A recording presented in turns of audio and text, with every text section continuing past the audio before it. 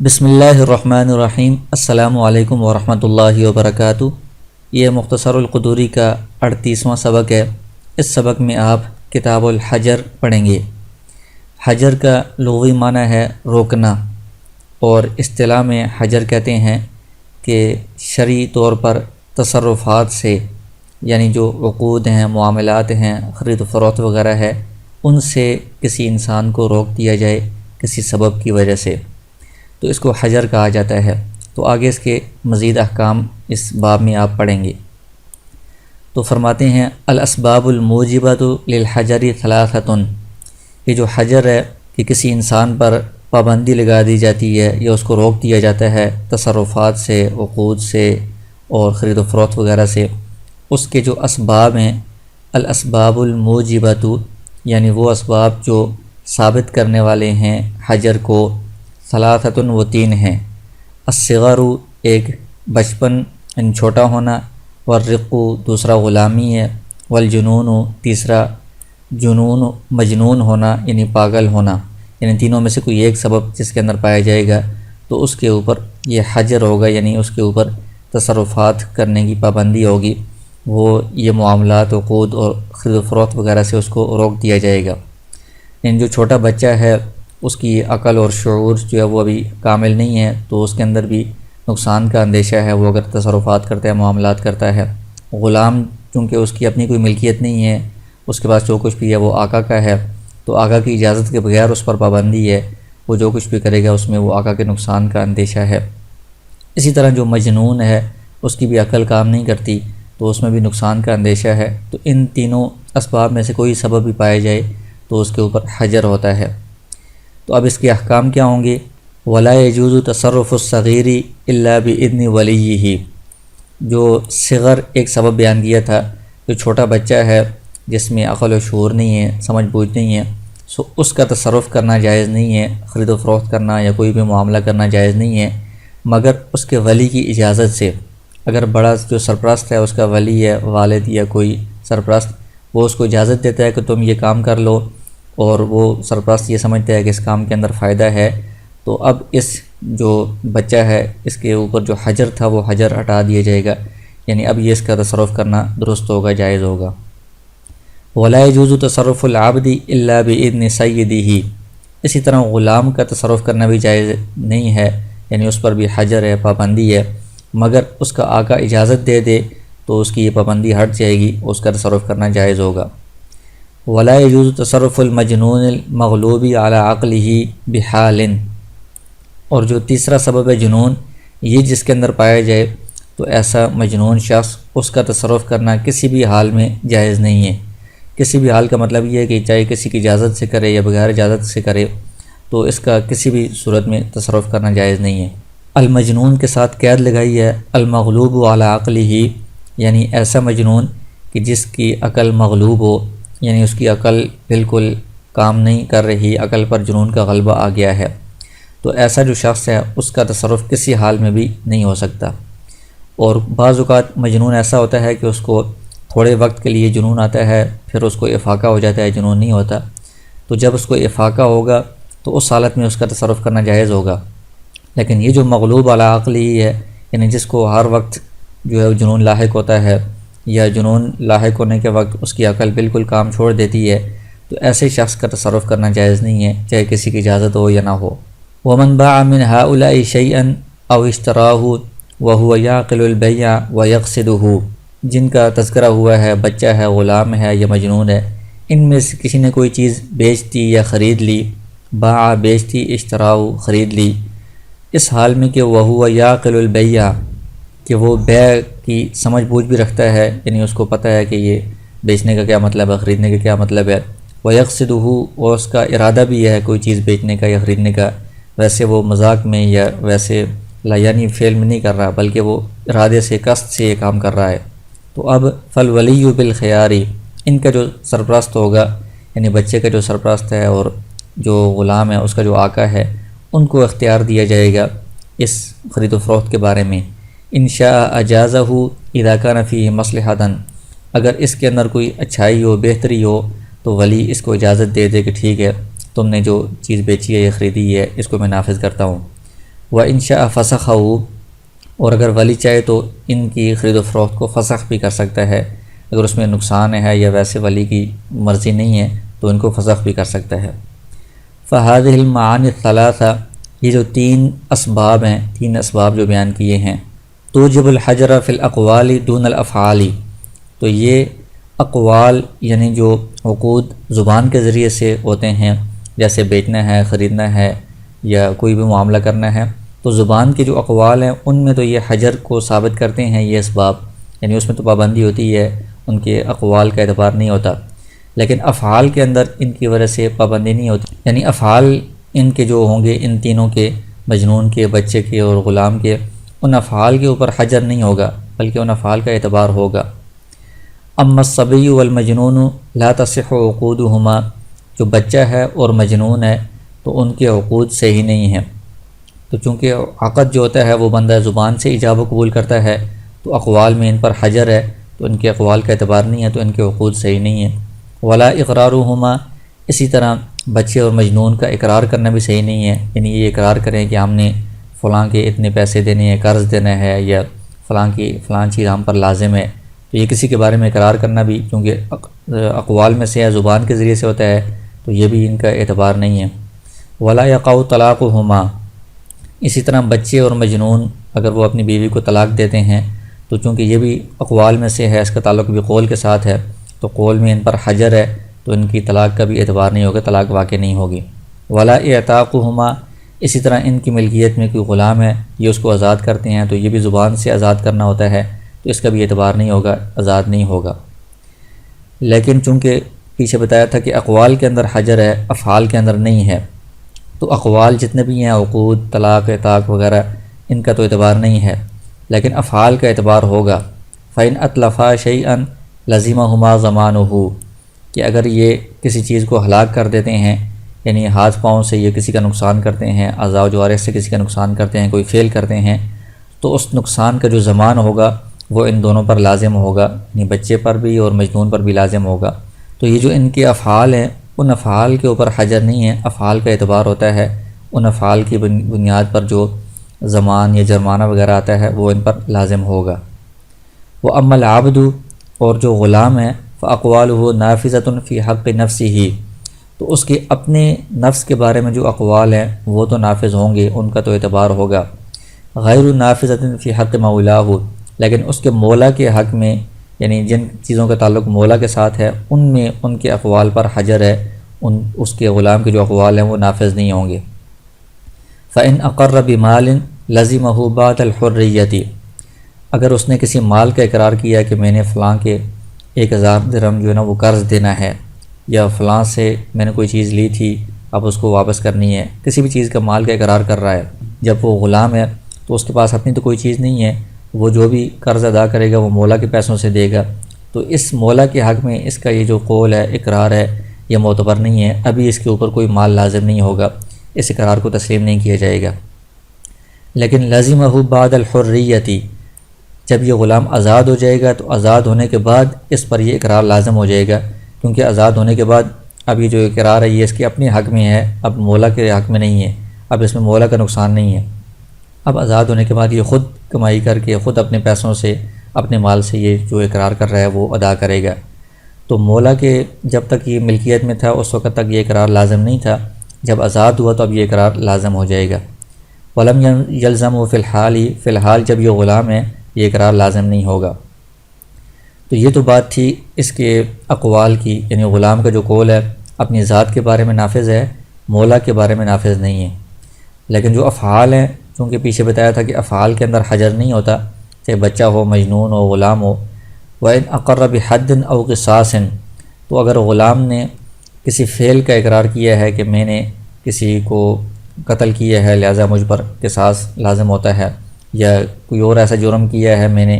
جس کی وجہ سے مجھ پر حد ہوتی ہے، اس کا اس نے اقرار کر دیا، تو چونکہ افعال کا اعتبار ہوتا ہے لازمہ فی الحال ہی، اس لیے یہ حد اور قصاص فی الحال ہی اسی وقت غلامی کی حالت میں ہی اس پر لازم ہو جائیں گے۔ وَيَنْفُذُ طَلَاقُهُ، اور غلام کا چونکہ اپنے حق میں قول بھی معتبر ہوتا ہے، تو جو اس کی اپنی بیوی ہے اس کو اگر وہ طلاق دیتا ہے تو یہ طلاق بھی نافذ ہو جائے گی، کیونکہ یہ اس کے اپنے حق میں ہے، مولا کے حق میں نہیں ہے۔ ولا یقع طلاق مولاہ علی امرأتہ، اور یہ جو غلام کی بیوی ہے اس کو غلام کا جو مولا ہے وہ اگر طلاق دے تو وہ طلاق واقع نہیں ہوگی، یعنی غلام کی جو بیوی ہے اس کا تعلق اس غلام کے ساتھ ہے، غلام کی طلاق اس پر معتبر ہوگی، مولا کی جو آقا کی طلاق ہے وہ غلام کی بیوی پر واقع نہیں ہوگی۔ وقال ابو حنیفہ رحمہ اللہ لا يحجر على السفیہ اذا كان عاقلا بالغا حرا۔ امام ابو حنیفہ رحمہ اللہ فرماتے ہیں کہ سفیہ یعنی جو شخص ایسا ہے کہ اس کی عقل تو ہے لیکن بیوقوف ہے، یعنی وہ عقل سے کام نہیں لیتا یا عقل کو صحیح استعمال نہیں کرتا یا عقل اس کی کمزور ہے، تو ایسا شخص جو عاقل بھی ہے، بالغ بھی ہے، آزاد بھی ہے، لیکن وہ سفیہ ہے، یعنی وہ صحیح سمجھدار نہیں ہے، وہ اپنے مال کو ضائع کرتا ہے یا اور اس طرح کے وہ دوسرے کام کرتا ہے جو صحیح عقل مند آدمی نہیں کرتا، تو ایسے شخص پر حجر نہیں کیا جائے گا، پابندی نہیں لگائی جائے گی تصرفات کرنے میں، کیونکہ وہ عاقل بھی ہے، بالغ بھی ہے، آزاد بھی ہے، تو اس کے اندر مکلف ہونے کی شرائط پائی جاتی ہیں، تو اس کا جو مال ہے وہ جس طرح بھی اس کو خرچ کرے کوئی اس پر پابندی نہیں ہوگی۔ فتصرفہ فی مالہ جائز، اس کے مال کے اندر اس کا تصرف کرنا جائز ہے۔ وإن كان مبذرا مفسدا یتلف مالہ فیما لا غرض لہ فیہ ولا مصلحۃ، اگرچہ وإن كان مبذرا، اگرچہ وہ تبذیر کرنے والا ہے یعنی اسراف کرنے والا ہے، فضول خرچی کرنے والا ہے، مفسدا فساد کے اندر جو ہے وہ مال خرچ کرنے والا ہے، یتلف مالہ اپنے مال کو وہ خرچ کرتا ہے، ہلاک کرتا ہے، فیما لا غرض لہ فیہ ایسی چیزوں میں جس میں کوئی اس کا مقصد نہیں ہوتا، اس کے اندر کوئی مصلحت نہیں ہوتی، اچھائی نہیں ہوتی، اگرچہ وہ یہ سارے برے کام بھی کر رہا ہے تب بھی چونکہ وہ عاقل بالغ آزاد ہے تو اس کے مال کے اوپر یا اس کے معاملات کے اوپر پابندی نہیں لگائی جا سکتی، اس کے اندر مکلف ہونے کی شرائط پائی جا رہی ہیں۔ تو امام ابو حنیفہ رحمہ اللہ فرماتے ہیں کہ اس کے اوپر ہم یہ پابندی نہیں لگائیں گے۔ مثل ان یتلفہ فی البحر، مثلاً وہ سمندر میں پھینک دیتا ہے اپنے مال کو، او یحرقہ فی النار، یا آگ میں جلا دیتا ہے، الا انہ قال اذا بلغ الغلام غیر رشید لم یسلم الیہ مالہ، مگر امام ابو حنیفہ رحمہ اللہ فرماتے ہیں کہ جب بچہ بالغ ہو اور بالغ ہونے کے وقت اس کے اندر سمجھ بوجھ نہ آئی ہو، یعنی وہ سمجھدار نہیں ہوا، عمر تو اس کی بلوغت تک پہنچ گئی ہے لیکن وہ سمجھ بوجھ اس کے اندر نہیں آئی، تو جو اس کا مال ہے وہ اس کے سپرد نہیں کیا جائے گا، حتیٰ یبلغ 25 سنۃ، یہاں تک کہ وہ 25 سال تک پہنچ جائے، اور 25 سال جو ہے یہ امام ابو حنیفہ رحمہ اللہ فرماتے ہیں کہ یہ عقل اور شعور کے آنے کی یہ آخری مدت ہے، انتہائی مدت ہے، یعنی اگر اس کے اندر عقل اور سمجھ بوجھ آنی تھی تو وہ 25 سال تک آ جاتی، اس کے بعد بھی نہیں آ رہی تو مطلب یہ کہ مزید اس کے آنے کے امکان نہیں ہیں۔ وَإِن تَصَرَّفَ فِيهِ قَبْلَ ذَلِكَ نَفَذَ تَصَرُّفُهُ، تو 25 سال تک اس کو مال سپرد نہیں کیا جائے گا، 25 سال جب اس کی عمر ہو تو جب اس کے اندر سمجھ بوجھ آئے یا نہ آئے ہر صورت میں مال اس کے سپرد کر دیا جائے گا، اور جب وہ بالغ ہو گیا ہے تو اس کے بعد اگر وہ تصرف کرتا ہے اگرچہ وہ سمجھ بوجھ والا نہیں ہے تو اس کا تصرف اس کے مال میں نافذ شمار ہوگا کیونکہ وہ عاقل ہے، بالغ ہے، آزاد ہے۔ فَإِذَا بَلَغَ 25 سَنَةً سُلِّمَ إِلَيْهِ مَالُهُ وَإِن لَّمْ يُؤْنَسْ مِنْهُ الرُّشْدُ، اگر وہ 25 سال تک پہنچ جاتا ہے تو اب اس کا مال اس کے سپرد کر دیا جائے گا اگرچہ اس کے اندر سمجھ بوجھ نہیں آئی، وہ زیادہ سمجھدار نہیں ہوا۔ وقال ابو یوسف و محمد رحمہ اللہ، صاحبین رحمہ اللہ یہ فرماتے ہیں یحجر علی سفیہ، جو بیوقوف شخص ہے یعنی وہ عاقل بالغ ہے، آزاد ہے، لیکن وہ اس کی جو عقل ہے وہ کم ہے یا عقل کو وہ استعمال نہیں کرتا، فضول خرچیاں کرتا ہے اور مال کو ضائع کرتا ہے، تو اس کے اوپر بھی حجر کیا جائے گا۔ وَيُمْنَعُ مِنَ التَّصَرُّفِ فِي مَالِهِ، اس کو روک دیا جائے گا اس کے مال کے اندر تصرف کرنے سے۔ فَإِن بَاعَ لَمْ يَنْفُذْ بَيْعُهُ فِي مَالِهِ، اگر وہ بیچتا ہے کوئی چیز تو اس کی جو بیع ہے اس کے اپنے مال میں وہ نافذ نہیں ہوگی۔ وَإِن كَانَ فِيهِ مَصْلِحَةً أَجَازَهُ الْحَاكِمُ، اگر اس کے جو خرید و فروخت معاملات ہیں ان کے اندر بہتری ہو، اس کے لیے اچھائی ہو، تو جو حاکم ہے، قاضی ہے، وہ اس کے بیع کو نافذ کر سکتا ہے، لیکن خود بخود اس کی جو معاملات ہیں، بیع، خرید و فروخت وغیرہ، وہ نافذ نہیں ہوں گے۔ تو اس میں جو فتویٰ ہے وہ صاحبین کے قول پر ہی ہے، کیونکہ یہ جو شخص بیوقوف ہے، مال کو ضائع کر رہا ہے، خرچ کر رہا ہے، مثلا سمندر میں ڈال رہا ہے یا اس کو آگ لگا رہا ہے، اس طرح کے کام کر رہا ہے، تو اس صورت میں قاضی یا جو بھی عدالت ہے، شرعی جو حاکم ہے، وہ اس کا حق بنتا ہے کہ وہ اس کے مال کو ضائع ہونے سے بچائے اور اس کی وہ خیر خواہی کرے، اس کے ساتھ ہمدردی کرے اور اس کو ان معاملات سے، ان کاموں سے روک دے۔ وَإِنْ أَعْتَقَ عَبْدًا نَفَذَ عِتْقُهُ، اگر یہ کسی غلام کو آزاد کرتا ہے تو اس کا آزاد کرنا نافذ ہو جائے گا۔ وَكَانَ عَلَى عَبْدٍ أَنْ يَسْعَى فِي قِيمَتِهِ، اور غلام کے اوپر پھر یہ لازم ہوگا کہ وہ اپنی قیمت کے بقدر کمائی کر کے وہ اس کے مال میں جمع کرے جو صفی ہے۔ وَإِنْ تَزَوَّجَ امْرَأَةً جَازَ نِكَاحُهُ،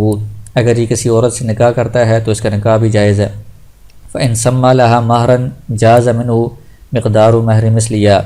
اگر اس صفی نے عورت کے لیے مہر مقرر کیا ہے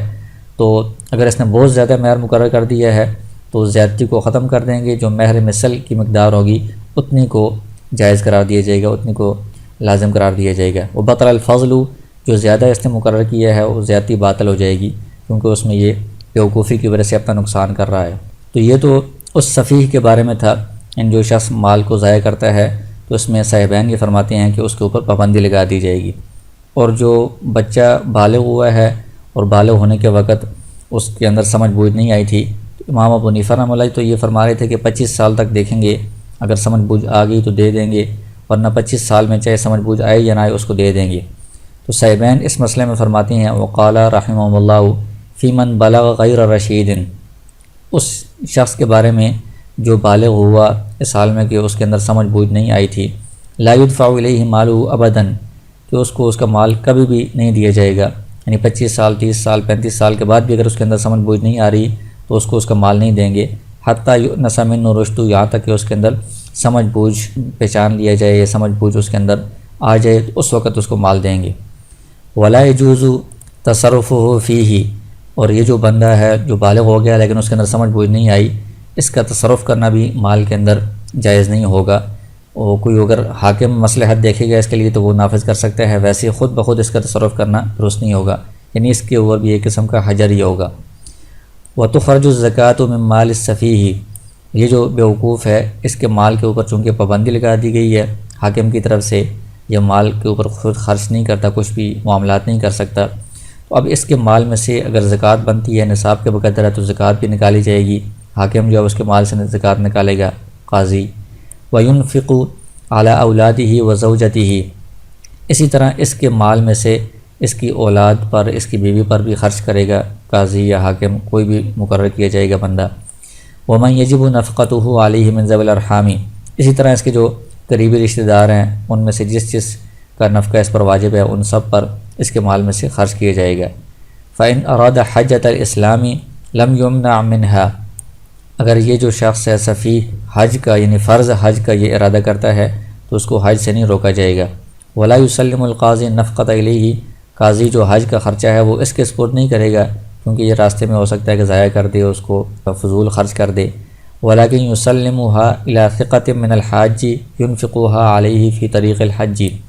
لیکن قاضی یہ جو نفقہ ہے خرچہ ہے وہ سپرد کرے گا، ثقتاً کسی باعتماد آدمی کو سپرد کرے گا، من الحاجی حاجیوں میں سے، وہ باعتماد آدمی ينفقها علیہ یہ خرچہ اس پر کرتا رہے گا، اس صفی پر، فی طریق الحج حج کے راستے میں۔ فإن مریضہ، اگر یہ جو صفی ہے یہ بیمار ہو گیا ہے، فأوصى بوصایا فی القرب وابواب الخیر، تو اس نے وصیتیں کی ہیں نیکی کے کاموں میں یا اور بھی خیر کے جو مختلف کام ہیں ان کے اندر اس نے وصیت کی ہیں کہ فلاں فلاں میں میرا مال لگا دی جائے، تو جاز ذلک من ثلث مالہ، تو جس طرح عام بندے کی جو وصیت ہے وہ 1/3 مال میں سے نافذ ہوتی ہے، تو یہ جو صفی ہے اس کے بھی 1/3 مال میں سے یہ وصیتیں ادا کی جائیں گی۔ وبلوغ الغلام بالاحتلام والانزال، آگے کہتے ہیں کہ بالغ ہونے کی مدت کیا ہے یا اس کی علامات کیا ہیں، تو جو لڑکا ہے اس کا بالغ ہونا احتلام کے ذریعے سے معلوم ہوگا، یہ اس کی علامت ہے۔ والانزالی، یا انزال یعنی منی کا نکلنا خارج ہونا، اس سے بھی معلوم ہوگا کہ یہ لڑکا بالغ ہو گیا ہے۔ والاحبال اذا وطیہ، اور اگر وہ وطی کرتا ہے اور اس کی وجہ سے عورت حاملہ ہو جاتی ہے تو یہ بھی علامت ہے بالغ ہونے کی۔ فإن لم یوجد ذلک، اگر یہ جو علامات ہیں ان میں سے کوئی بھی علامت نہ پائی جائے، فحتی یتم لہ 18 سنۃ عند ابی حنیفہ رحمہ اللہ تعالی، تو امام ابو حنیفہ رحمہ اللہ کے نزدیک یہاں تک کہ اس کے 18 سال عمر پوری ہو جائے، 18 سال جب پوری ہوں گے تو کوئی علامت ہو یا نہ ہو اس کو ہم بالغ شمار کریں گے امام ابو حنیفہ رحمہ اللہ کے نزدیک۔ وبلوغ الجاریۃ بالحیض والاحتلام والحبل، جاریہ سے مراد لڑکی ہے، لڑکی کا بالغ ہونا یہ حیض سے معلوم ہوگا، احتلام سے اور حبل یعنی حاملہ ہونے سے، ان میں سے کوئی بھی علامت پائے گی تو مطلب یہ کہ وہ بالغ ہو گئی ہے۔ فإن لم یوجد، اگر ان علامات میں سے کوئی علامت نہ پائی گئی، فحتیٰ یتم لها 17 سنۃ، تو یہاں تک کہ اس کے 17 سال پورے ہو جائیں تو اس کو بالغ شمار کیا جائے گا۔ یہ امام ابو حنیفہ رحمہ اللہ کے نزدیک ہے۔ وقال ابو یوسف و محمد رحمہم اللہ اذا تم للغلام والجاریۃ 15 سنۃ فقد بلغ، صاحبین یہ فرماتے ہیں کہ لڑکا ہو یا لڑکی ہو، اگر ان کے اندر کوئی علامت نہیں پائی جا رہی بلوغت کی، تو جب ان کے 15 سال پورے ہو جائیں گے تو گویا کہ وہ بالغ ہو گئے، یعنی ان کو بالغ شمار کیا جائے گا۔ اور اس میں جو فتویٰ ہے وہ صاحبین کے قول پر ہی ہے کہ 15 سال کی عمر میں لڑکا اور لڑکی دونوں کو بالغ ہی شمار کیا جائے گا اگر کوئی علامت نہ ہو تو۔ وَإِذَا رَاهَقَ الْغُلَامُ وَالْجَارِيَةُ فَأَشْكَلَ أَمْرُهُمَا فِي الْبُلُوغِ فَقَالَ قَدْ بَلَغْنَا فَالْقَوْلُ قَوْلُهُمَا، اگر لڑکا یا لڑکی مراہق ہو گئے ہیں، راہق کا مطلب ہے کہ بلوغت کے قریب ہو گئے ہیں، اور ان کا جو معاملہ ہے بلوغت کے بارے میں وہ مشکل ہو گیا ہے، یعنی سمجھ نہیں آ رہی، اور وہ دونوں خود اقرار کرتے ہیں قد بلغنا کہ ہم بالغ ہو گئے ہیں، تو ان کا قول معتبر ہوگا، یعنی ان کی یہ بات مانی جائے گی کہ وہ بالغ ہو گئے ہیں۔ وَأَحْكَامُهُمَا أَحْكَامُ الْبَالِغِينَ، اور ان کے جو احکام ہوں گے وہ بالغوں والے احکام ہی شمار ہوں گے۔ وقال ابو حنیفہ رحمہ اللہ تعالی لا احجر فی الدین علی المفلس، امام ابو حنیفہ رحمہ اللہ یہ فرماتے ہیں کہ کسی شخص کے اوپر اگر قرض ہے اور وہ مفلس ہو گیا ہے تو میں اس کے اوپر حجر نہیں کرتا، یعنی اس کو معاملات سے خرید و فروخت وغیرہ سے نہیں روکتا، اس پر حجر نہیں کیا جائے گا۔ لیکن صاحبین اس میں یہ فرماتے ہیں کہ ایک شخص پر قرض ہے اور وہ مفلس ہو گیا ہے، یعنی اس کے پاس مال نہیں ہے، تو اس کے اوپر پابندی لگا دی جائے گی مزید خرید و فروخت کرنے میں، معاملات کرنے میں۔ اور اس میں فتویٰ صاحبین کے قول پر ہی ہے، کیونکہ جو دائنین ہیں جنہوں نے اس کو قرض دیا ہوا ہے ان کے مال کو محفوظ بنانے کے لیے، ان کے حق کی حفاظت کے لیے اس کے اوپر پابندی لگانا یہ ضروری ہے۔ وَإِذَا وَجَبَتِ الدُّيُونُ عَلَى رَجُلٍ مُفْلِسٍ، اگر کسی مفلس مراد یہ ہے کہ جس کے پاس کچھ بھی نہ ہو، یعنی دیوالیہ جو شخص ہو جاتا ہے اس کے پاس بالکل مال نہیں رہا، اس شخص پر اگر دیون واجب ہے لوگوں کے، وَطَلَبَ غُرَمَاؤُ حَبْسَهُ، اس کے جو قرض خواہ ہیں جنہوں نے اس سے قرض لینا ہے وہ اس کو قید کرنے کا مطالبہ کر رہے ہیں، والحجر علیہ، اسی طرح اس کے اوپر حجر کا مطالبہ کر رہے ہیں کہ اس کے اوپر پابندی لگائی جائے، لم احجر علیہ، تو امام ابو حنیفہ رحمہ اللہ یہ فرماتے ہیں کہ میں اس پر حجر نہیں کرتا۔ وَإِنْ كَانَ لَهُ مَالٌ لَمْ يَتَصَرَّفْ فِيهِ الْحَاكِمُ، اگر اس کے پاس مال ہے تو حاکم اس کے مال میں تصرف نہیں کر سکتا کہ اس کے ذریعے سے قرض ادا کرے یا کچھ بھی کرے۔ وَلَكِنْ يَحْبِسُهُ أَبَدًا حَتَّى يَبِيعَهُ فِي دَيْنِهِ، لیکن امام ابو حنیفہ رحمہ اللہ یہ فرماتے ہیں کہ اس مفلس شخص کو حاکم قید کر لے گا اور ہمیشہ کے لیے، یعنی جب تک کہ یہ اپنے مال کو اپنے دین میں بیچ نہ دے،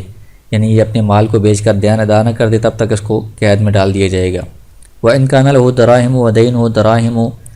اگر اس کے پاس بھی دراہم ہے اور اس کا جو قرض ہے وہ بھی دراہم کی صورت میں ہے، او علی ضد ذالک، یا اس کے برخلاف ہے، قضاء القاضی بغیر امرہ، تو اس کے حکم کے بغیر ہی قاضی اس کے پاس جو درہم پڑے ہوئے ہیں وہ اٹھا کر اس کا قرض ادا کر دے گا۔ وَإِنْ كَانَ دَيْنُهُ دَرَاهِمُ، اور اگر اس کا جو دین ہے وہ دراہم کی صورت میں ہو، وَلَهُ دَنَانِيرُ، اس کے پاس دینار ہوں، او علی ضد ذالک، یا دین دینار کی شکل میں ہو اور اس کے پاس دراہم ہو، باعَهَا القاضی فی دَيْنِهِ، کیونکہ دراہم اور دینار یہ بھی ایک جنسی شمار ہوتے ہیں، سمن کی جنس میں سے ہیں،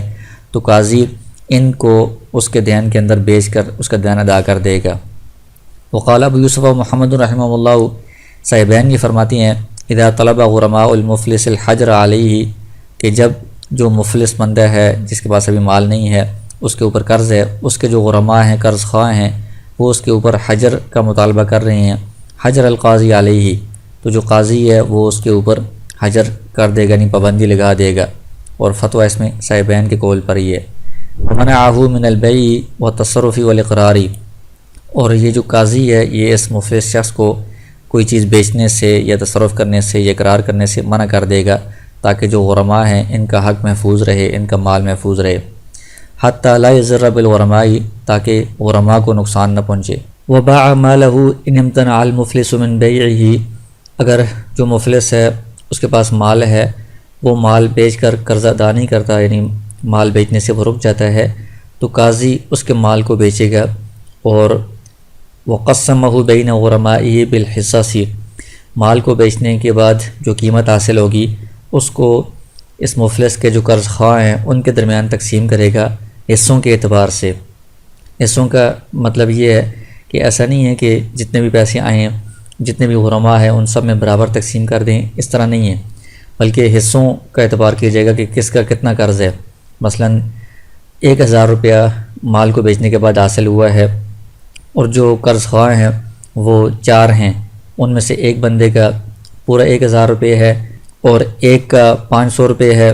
اور 2 کا 250 روپے ہے، تو یہ 4 بندے ہیں۔ تو 1000 روپے جو ہمیں حاصل ہوا ہے مال کو بیچنے کے بعد، تو ان میں سے جو 1000 والا ہے چونکہ اس کا قرضہ آدھا ہے، تو اس کو 1000 میں سے جو آدھا ہے 500 روپے اس کو دیا جائے گا، اور جو 500 والا ہے اس کا جو قرضہ ہے وہ 2000 کا چوتھائی حصہ ہے، تو 1000 کا جو چوتھائی حصہ بنتا ہے یعنی 250 وہ 500 والے کو دیے جائیں گے، اور جو 250 والے 2 بندے ہیں ان کو 125 روپے دیے جائیں گے۔ اس طرح حصوں کے حساب سے یہ جو مال ہے یہ غرماء کے درمیان تقسیم کیا جائے گا۔ فإن أقر في حال الحجر بإقرار مال لزمه ذلك بعد قضاء الديون، جس صورت میں قرض خواہ اس مفلس کے بارے میں یہ مطالبہ کر رہے ہیں کہ اس سے ہمیں مال دلوایا جائے اور اس کے اوپر پابندی لگا دی گئی ہے، اس حجر کی حالت میں اگر وہ کسی اور بندے کے مال کا بھی اقرار کرتا ہے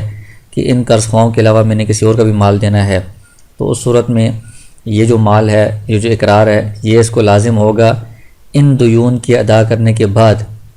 جن قرض خواہوں کا پہلے سے اس کے ساتھ معاملہ چل رہا ہے ان کے دیون کو ادا کرنے کے بعد یہ جو نئے بندے کا اقرار کر رہا ہے اس کو لازم کیا جائے گا۔ وَيُنْفِقُ عَلَى الْمُفْلِسِ مِنْ مَالِهِ وَعَلَى زَوْجَتِهِ وَأَوْلَادِهِ الصِّغَارِ وَذَوِي الْأَرْحَامِ، اور اس کا جو مفلس کا جو مال ہے، قاضی نے جب اس کے اوپر پابندی لگا دی ہے، اب یہ خود تو اس میں تصرف نہیں کر سکتا، تو اب اس مال میں سے قاضی اس کے اوپر بھی خرچ کرے گا، اس کی بیوی اور بچوں پر، چھوٹے بچوں پر، اور جو قریبی رشتہ دار ہیں جن کا خرچہ اس پر واجب ہے ان سب پر اس کے مال میں سے قاضی خرچ کرے گا۔ وَإِن لَّمْ يُعْرَفْ لِلْمُفْلِسِ مَالٌ وَطَلَبَ غُرَمَاؤُهُ حَبْسَهُ، اگر جو مفلس ہے اس کے لیے مال معلوم نہ ہو، یعنی پتہ نہ چل رہا ہو کہ اس کے پاس مال ہے نہیں ہے، اور جو اس کے غرماء ہیں وہ اس کو قید کرنے کا مطالبہ کریں کہ اس کو جیل میں ڈال دیا جائے، وَهُوَ يَقُولُ لَا مَالَ لِي، اور وہ جو مفلس ہے وہ زبان سے کہہ رہا ہے کہ میرے پاس کوئی مال نہیں ہے، حَبَسَهُ الْحَاكِمُ، تو حاکم اس کو قید کر دے گا، جیل میں ڈال دے گا۔ فی کل دین لزمہ بدلا عن مال حصل فی یدہ، تو قید کس صورت میں کرے گا؟ ایسے دین میں کہ جو اس پر لازم ہوا ہے کسی مال کے بدلے میں، اور وہ مال جو اس کو قبضے میں حاصل ہوا ہے، یعنی اس نے کوئی مال خریدا ہے یا کوئی مال اس کے پاس آیا ہے، اس کے بدلے میں جو اس پر دین لازم ہوا ہے، تو ایسی صورت میں اس کو قید کر دیا جائے گا۔ جیسے ثمن المبیعی، کہ اس نے کوئی چیز خریدی ہے اور مبیع اس کے پاس آیا ہے، اس کے بدلے میں اس پر ثمن واجب ہوا ہے، تو اب اس کو قید کر دیا جائے گا، کیونکہ اس کے پاس مبیع آیا ہے تو لہٰذا یہ مبیع کو بیچ کر ثمن ادا کرے۔ وہ بدل القرض، اسی طرح قرض اس نے لیا ہے کسی سے تو اس کا بدل یعنی قرض اس پر لازم ہو جاتا ہے، تو جو بھی چیز اس کے پاس آئی ہے اس کے بدلے میں اس پر دین لازم ہوا ہے، تو ایسے دین کے بدلے میں اس کو قید کر دیا جائے گا۔ وفی کل دین التزمہ بعقد، اسی طرح ہر اس دین کے بدلے میں بھی اس کو قید کیا جائے گا جو اس کے اوپر لازم ہوا ہو کسی عقد کی وجہ سے، جیسے نکاح جو عقد ہے اس کی وجہ سے مہر لازم ہوتا ہے، کفالت بھی ایک عقد ہے کہ اس نے کسی کی ضمانت لے لی ہے تو اس کی وجہ سے وہ ضمانت کا مال اس پر لازم ہو گیا ہے، تو چونکہ یہ عقد اس نے خود اپنے اختیار سے کیا ہے تو اس کو کچھ مال کی امید تھی کہ میرے پاس مال ہے میں ادا کر دوں گا، اس لیے اس نے یہ عقود کیے ہیں، اس وجہ سے اس کو قید کر دیا جائے گا کہ جس مال کی امید پر تم نے یہ کام کیے ہیں اس مال کے ذریعے سے تم دیون ادا کرو۔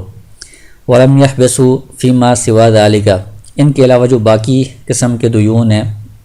ان کے اوپر اگر مطالبہ ہو قید کرنے کا تو قاضی اس کو قید نہیں کرے گا۔ كَعِوَضِ الْمَغْصُوبِ وَعَرْشِ الْجِنَایَاتِ، کوئی چیز اس نے غصب کی ہے اس کے عوض میں کوئی چیز اس کے اوپر جرمانہ لازم ہو گیا ہے، اسی طرح کوئی اس نے غلطی کی ہے اس کا تاوان اس پر لازم ہو گیا ہے، تو ان کی وجہ سے اس کو قید نہیں کیا جائے گا اگر وہ کہتا ہے کہ میرے پاس مال نہیں ہے۔ الا ان تقوم البینۃ بان له مالا، البتہ ان صورتوں میں بھی جنایات کا جو تاوان ہے اور جتنے بھی معاملات ہیں، اگر بینہ قائم ہو جائے، گواہ آ جاتے ہیں کہ اس کے پاس مال ہے، پھر قاضی اس کو قید کر دے گا کہ تمہارا جو مال ہے تم اس کے ذریعے سے دیون ادا کرو۔ وَيَحْبِسُ الْحَاكِمُ شَهْرَيْنِ أَوْ 3 أَشْهُرٍ سَأَلَ عَنْ حَالِهِ، تو جن صورتوں میں قاضی اس مفلس کو قید کر سکتا ہے، یعنی جو مفلس جس کے اوپر قرض لازم ہے اور وہ قرض ادا نہیں کر رہا، قاضی اس کو قید کر سکتا ہے، تو کتنا عرصہ قید کرے گا؟ تو کہتے ہیں کہ 2 مہینے 3 مہینے اس کو وہ قید کر سکتا ہے، لیکن یہ مدت جو متعین نہیں ہے، یہ ہر بندے کے حال کے مطابق ہے۔ بعض بندے ایسے ہوتے ہیں کہ 2-3 دن قید کرنے سے بھی ان کا جو ہے وہ مقصد حاصل ہو جاتا ہے، اور بعض لوگ ایسے ہوتے ہیں کہ 1 سال تک بھی قید کرنے سے ان پر کوئی فرق نہیں پڑتا۔ تو یہ ہر ایک کی حالت کے مطابق قاضی اس کو جتنی مدت تک بھی رکھنا چاہیے رکھ سکتا ہے۔ سأل عن حالہ، اس مدت میں قاضی اس کے حالات کے بارے میں پوچھتا رہے گا دائیں بائیں لوگوں سے۔ فإن لم ينكشف له مال، اگر اس کے لیے کوئی مال کا انکشاف نہیں ہوا، یعنی مال کا پتہ نہیں چلا کہ اس کے پاس مال ہے، خلا سبیلہ، تو اتنے عرصے کے بعد جتنے عرصے میں تحقیقات ہو سکیں اس کا راستہ چھوڑ دیا جائے گا، اس کو آزاد کر دیا جائے گا۔ وَكَذَلِكَ إِذَا قَامَ الْبَيِّنَةُ عَلَىٰ أَنَّهُ لَا مَالَ لَهُ، اسی طرح اگر گواہی قائم ہو جاتی ہے اس بات پر کہ اس کے پاس مال نہیں ہے، پھر بھی تحقیق مکمل ہو گئی ہے، اب اس کو قید کرنے کا کوئی فائدہ نہیں ہے، اس کو چھوڑ دیا جائے گا، آزاد کر دیا جائے گا۔ وَلَا يَحُولُ بَيْنَهُ وَبَيْنَ غُرَمَائِهِ بَعْدَ خُرُوجِهِ مِنَ الْحَبْسِ، جب یہ تحقیق کے ذریعے معلوم ہوگا کہ اس کے پاس مال نہیں ہے تو اب اس کو آزاد کر دیا گیا، تو آزاد یعنی قید سے نکالنے کے بعد جو اس کے غرماء ہیں ان کے درمیان اور اس بندے کے درمیان قاضی حائل نہیں ہوگا، یعنی قاضی جو اس کے قرض خواہ ہیں ان کے درمیان اور اس کے درمیان رکاوٹ نہیں بنے گا، بلکہ بل یلازمونہ، بلکہ وہ جو قرض خواہ ہیں وہ اس کے ساتھ لگے رہیں گے، یعنی اس کو وہ کہتے رہیں گے کہ ہمارا قرضہ ادا کرو۔ ولا یمنعونہ من التصرف والسفر، لیکن وہ اس کو تصرف کرنے سے یا سفر کرنے سے روک نہیں سکتے، بلکہ ویسے اس کے ساتھ وہ دیکھتے رہیں گے کہ اس کے پاس پیسے ہیں نہیں ہیں، ہمیں مطالبہ کرتے رہیں گے کہ ہمیں یہ ادا کرو۔ وَيَأْخُذُونَ فَضْلَ كَسْبِهِ، اور اس کی جو کمائی ہے، مزید جو کمائی کرے گا اس میں سے جو بچت ہوگی اخراجات کو نکالنے کے بعد، وہ یہ لیتے رہیں گے قرض خواہ، اس کے ذریعے سے اپنا قرضہ وصول کرتے رہیں گے۔ وہ جو بچت یعنی اس کی کمائی کی جو اضافی کمائی ہوگی وہ جب حاصل ہوگی تو اس کو ان قرض خواہوں کے درمیان حصوں کے اعتبار سے تقسیم کیا جائے گا، جس کی مثال پہلے آپ کو بتائی ہے۔ وقال ابو یوسف و محمد رحمہ اللہ اذا فلس الحاکم حال بینہ و بین غرمائہ، پیچھے جو بات تھی کہ قاضی درمیان میں حائل نہیں ہوگا، وہ امام ابو حنیفہ رحمہ اللہ کا مذہب تھا۔ صاحبین یہ فرماتے ہیں کہ جب حاکم اس بندے کو مفلس قرار دے دے، تحقیقات کے ذریعے معلوم ہوا کہ اس کے پاس پیسے نہیں ہیں، قاضی نے کہہ دیا کہ اس کے پاس پیسے نہیں ہیں، اس کو اب قید نہیں کر سکتے، اس کو رہا کر دیا ہے، تو اب اس بندے کے درمیان اور غرماء کے درمیان قاضی حائل ہوگا، رکاوٹ بنے گا کہ اس کے پاس پیسے نہیں ہیں، تو لہٰذا اب غرماء کو کہے گا کہ اس کو تنگ نہ کرو۔ الا ان یقیم البینۃ انہ قد حصل له مال، الا یہ کہ وہ جو قرض خواہ ہیں وہ گواہی قائم کر دیں، بینہ قائم کر دیں کہ اس کو کچھ مال حاصل ہو گیا ہے، پھر قاضی اس کو کہے گا کہ تم اس کا قرضہ ادا کرو۔ آگے کہتے ہیں ولا یحجر علی الفاسق اذا کان مصلحا لمالہ، قاضی یہ فاسق کے اوپر حجر نہیں کرے گا، یعنی کوئی بندہ ایسا ہے جو گناہ گار ہے، مختلف گناہوں میں مبتلا ہے، اگر وہ اپنے مال کو درست استعمال کرنے والا ہے، مال کو ضائع نہیں کرتا، تو اس کے اوپر تصرفات کرنے میں یا مال کے خرچ کرنے میں یا خرید و فروخت کرنے میں حجر نہیں کیا جائے گا، پابندی نہیں لگائی جائے گی۔ والفسق الاصلی والطاری سواء، یعنی کوئی بندہ ایسا ہے کہ پہلے سے ہی وہ بالغ ہونے سے پہلے سے ہی وہ فاسق ہے، یا کوئی بندہ ایسا ہے کہ پہلے تو ٹھیک تھا لیکن بعد میں اس کے اندر فسق آ گیا ہے، تو دونوں صورتوں میں برابر ہے کہ اس کے اوپر کوئی حجر نہیں کیا جائے گا۔ ومن افلس وعنده متاع لرجل بعینہ، اگر کوئی شخص مفلس ہو گیا یعنی مفلس قرار دے دیا گیا اور اس کے پاس کسی شخص کا سامان ہے، متعین سامان، ابتاعہ منہ، جس سے اس نے یہ سامان خریدا ہے، فصاحب المتاع اسوۃ للغرماء فیہ، اب اس سامان کے اندر جو وہ بندہ ہے جس سے اس نے یہ سامان خریدا ہے وہ باقی غرماء کے ساتھ برابر کا شریک ہوگا، یعنی برابر ہوگا۔ تو اس کی مثال یہ ہے کہ ایک شخص ہے، اس نے بہت سارے لوگوں سے قرضہ لیا ہوا تھا اور بہت سارے لوگوں سے کچھ چیزیں خریدی تھیں جن کی وجہ سے اس پر سامان وغیرہ لازم تھا، اور ایک بندے سے اس نے کوئی متعین چیز خریدی، مثلا بکری خریدی، تو باقی چیزیں اس کے پاس نہیں ہیں، پیسے بھی نہیں ہیں، کچھ بھی نہیں ہے، مفلس ہو گیا ہے، وہ بکری اس کے پاس موجود ہے۔ اب یہ جس سے بکری خریدی ہے اس کو ثمن بھی اس نے ادا کرنا ہے، اور دوسرے جو لوگ ہیں ان کا بھی اس نے قرض ادا کرنا ہے، بہت سارے لوگوں کا جو غرماء ہیں، قرض خواہ ہیں۔ تو اب یہ بکری اس کے پاس متعین طور پر موجود ہے۔ اب ایسا نہیں ہے کہ جب وہ سب مطالبہ کرنے کے لیے آئیں گے تو جس شخص سے اس نے بکری خریدی ہے وہ شخص کہے کہ میری بکری تمہارے پاس موجود ہے، یہ پوری مجھے دے دو اور باقی غرماء کو چھوڑ دو، اس طرح نہیں ہو سکتا۔ بلکہ بکری جو اس کے پاس ہے اس کو بیچ کر جو اس کی قیمت ہوگی وہ اس بکری جس سے خریدی ہے اس کو بھی اور جو باقی غرماء ہیں ان سب کے اندر وہ حصوں کے بقدر جتنا ان کا قرضہ ہے ان کے بقدر ان سب میں تقسیم کی جائے گی یہ قیمت۔ کسی ایک کو، اس شخص کو جس کا یہ سامان ہے اس کو خاص نہیں کیا جائے گا، وہ باقی غرماء کے ساتھ برابر ہوگا، سب کو برابر اس قیمت میں سے ادا کیا جائے گا۔